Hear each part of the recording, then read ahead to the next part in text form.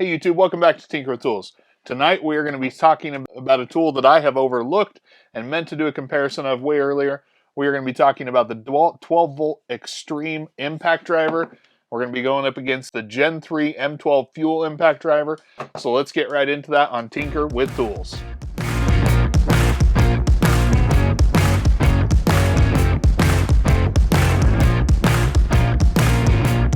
Alright, so as I was trying to come up with an idea for this week's video, I was looking through the different tools that I have, and I realized that although I picked up this tool with the intent of reviewing it several months ago, I actually never made a video about it other than featuring it in a short. So it's time to rectify that. We are going to be talking about this matchup of 12 volt impact drivers.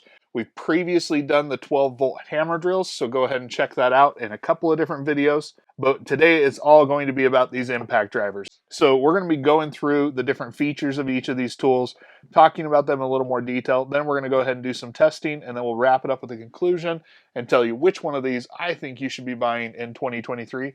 All right, first, so this DeWalt is model DCF801. So this one, when the 12 volt Xtreme lineup came out, it really got a lot more competitive. And even in that first hammer drill video we did, we actually saw the 12 volt hammer drill outperform the existing Gen 2 M12 fuel hammer drill when we did that video. The impact drivers, though, I've never really seen anyone claim that the impact driver was going to be more competitive on this. Now, in terms of this impact driver, it does have 3 different modes.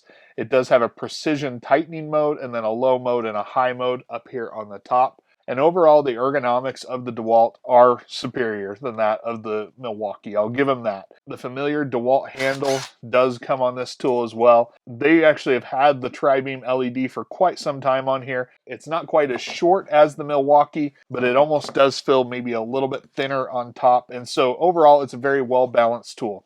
Now, in terms of battery options for this, you do have a 2 amp hour, a 3 amp hour, and then they do make this 5 amp hour battery. It is a quick insert collet. Everything else is just about what you'd expect from DeWalt at this point. What do we get with the Milwaukee? Well, as I mentioned, this is the Gen 3 M12. This is the one that came out in roughly September of last year. Well, if you recall, the DeWalt was 3,600 impacts per minute. This one actually goes all the way up to 4,000 impacts per minute. This one also has 3,600 RPMs, whereas this one is only at 2,850 RPMs. I really think that when we test these, we're going to find that this was actually more competitive with the Gen 3, and that's because it's a couple of years old at this point. It actually probably was more competitive with the Gen 3. All right, and then let's talk about weight for a second. With the Milwaukee, we are at 2 pounds, 8.12 ounces with the 5 amp hour high output battery, and with the 5 amp hour DeWalt battery, we're at 2 pounds, 10.2 ounces. So interestingly enough, I would have said that I felt like this one was actually heavier, but it surprised me. This one's actually 2 ounces heavier. All right, let's go ahead and move over to the testing. We're going to drive, like I said, 10 fasteners in a row, and we're going to see where each one of these starts to fill out of place and which one can drive them in the fastest manner. So let's go ahead and do that. All right, so first we're going to be doing the DeWalt. So we are going to be using a 5 amp hour battery on the DeWalt. It is fully charged, fresh off the charger. First, we're going to be driving some 2.5 inch deck screws. And we are just going to showcase how they drive it in their lowest speed, or in each of their speeds. So with the DeWalt, it's going to be 3 speeds in its precision tightening mode. So as you can see, it just doesn't even drive it. Obviously, that's going to be meant for something a lot smaller, a lot more precise. It can be nice to have that. Let's go ahead and just use that same screw and see what low impact mode is. And now high impact mode. All right, now we're going to be doing the Milwaukee with the same test. First, we're going to be in speed 1. And with the Milwaukee, we have fully charged 5 amp hour battery. Here's speed 1.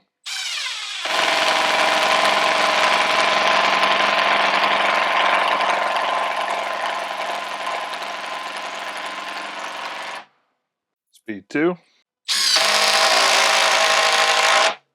Speed 3. Plenty of power there. And then I don't know if we're really going to be able to showcase too well the machine screw mode or the self-tapping screw mode.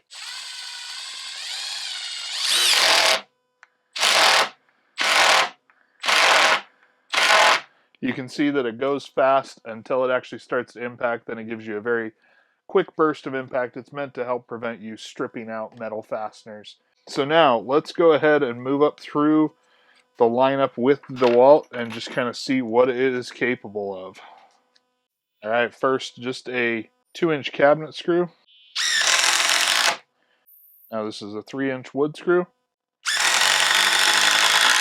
Great control on the DeWalt. That is one thing I'll say about it. A 3.5-inch deck screw. All right, so now we are going to be moving up to some larger fasteners. So first off, we are going to be using a 3.1/8-inch GRK. All right, now we have a 4-inch GRK.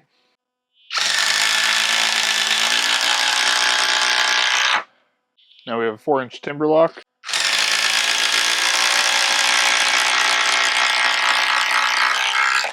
While we're at it, a 5-inch timber lock.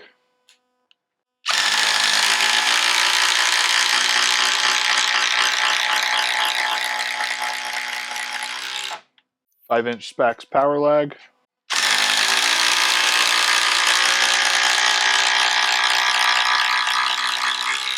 All right, now a 6-inch Spax.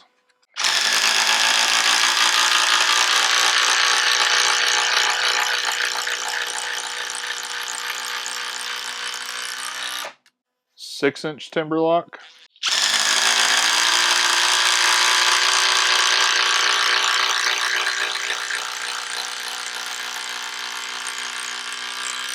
All right, and last but not least by any means, an 8-inch timber lock.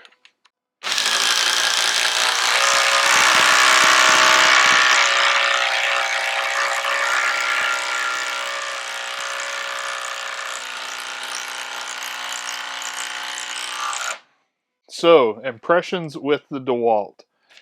It obviously has the power to do all these tests that we've done. All right, so now temperature readings on the DeWalt.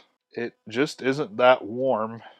Up at the collet, 91, 92. Back on the motor, 84. It is not toasty by any means. So no real heat up with those 10 fasteners. Once again, I did those right in a row. Okay, now let's go to the Milwaukee. First the 2-inch cabinet screw. And now the 3-inch wood screw. 3.5-inch deck screw. 3.1/8-inch GRK. Let's do the 4-inch GRK. Now a 4-inch timber lock. 5-inch timber lock.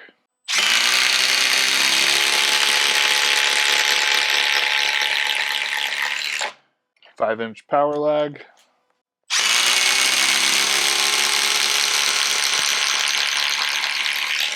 6-inch Spax.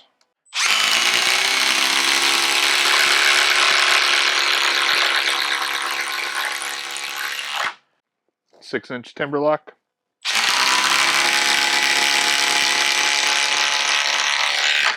And now the biggest, 8-inch timber lock.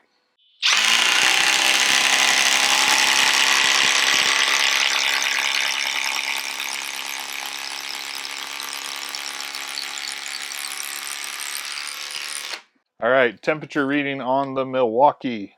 I will tell you, this one is warmer.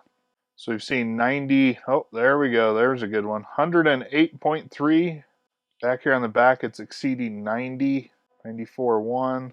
Up here on the anvil, 99.1. Yeah, so 108.3 was the highest on that one. All right, I'm going to go ahead and get this cleaned up a little bit, and then we're going to jump right back over to the bench for kind of my impressions and just how we felt the testing went. All right, so let's start talking about conclusions. We'll go ahead and put the times up on the screen so you can see those. I will have not seen them at the time I am filming this, but I think I can say confidently that the Milwaukee was the faster, stronger drive there. When it comes down to it, the DeWalt's rated at 1,450 inch-pounds, the Milwaukee's rated at 1,500 inch-pounds. I don't think necessarily in their ability to get a task done, regardless of the time, I don't think that you're going to find that substantial of a difference in their ability to get a job done. They're both strong impacts, but where the DeWalt falls possibly a little bit short is going to be in the RPMs. At only 2,850 RPMs to 3,600, the speed is noticeable even on smaller fasteners where the tool is not really exerting itself. It is slightly more compact, and one thing Milwaukee's almost always do is because they pack so much performance and speed into such a small compact chassis, you are going to get a lot of heat buildup, especially if you do a lot of really repetitive tasks. It didn't seem like the DeWalt suffered from that doing the exact same task in roughly the same amount of time as the Milwaukee did. Now, I would not say that a 12-volt impact driver is going to be the thing you're going to get to try and lay down 500 screws on a deck. I think it's going to be more, but mostly you're going to be doing smaller tasks, and that's where both of these are going to shine. Ergonomically, I think the DeWalt does have better feel, better grip on it. Other than the grip, they're both very similar, and as we showed, the Milwaukee is actually 2 ounces lighter with both kitted out with these 5 amp hour batteries. The pros of the DeWalt are going to be those ergonomics. That precision drive mode, although it was not able to drive that screw, I imagine if you do a lot of really small, delicate fasteners, having that on your tool is something that is going to be something that's awesome. The Milwaukee, although they do have something that impacts slower, it does not have a mode that is meant for that delicate of work. So that is something that this has, that if you're looking for that, it does seem to work well. I imagine if you're driving a lot of small fasteners, it's going to be really awesome there. If you're using self-tapping metal fasteners, that is going to be a feature that this one has that is just not available on the DeWalt. And so I think that's going to tip the scales as far as a feature one way or the other. The rest of it is pretty darn even, other than, like I said, the actual speed of the performance. I think they're both able to do the same jobs. All right, so let's talk about price. All right, the DeWalt's going to come in a kit with two 2 amp hour DeWalt 12 volt batteries, a charger that's capable of doing both 12 volt and 20 volt DeWalt, and a bag for $149. Now you can go ahead and get this in a combo kit with the drill for $199. During the holidays, they were offering a free 12 volt tool with that or an additional battery. And so if you can wait for that type of sell, then that starts to get a lot more enticing there. Now as for the Milwaukee, you can buy it tool only, and tool only you're going to be getting it for $129. If you want it with 2 chargers and a bag, you're going to be paying $169. Additionally, the charger you get with the M12 exclusive tools is an M12 only charger, whereas with the DeWalt, you are going to have a charger capable of working with your 20 volt tools as well. That is one thing that I like about that, is that although the M18 tools get a 12 volt slot on their tools, the M12, the charger that they send with that, doesn't have that capability. Now, when it comes to platform, DeWalt's 12 volt platform has evolved a lot lately, but at the end of the day, it pales in comparison to the Milwaukee M12 platform. The tools they have are decently competitive, and some even surpass, I think, what you're going to be seeing from Milwaukee.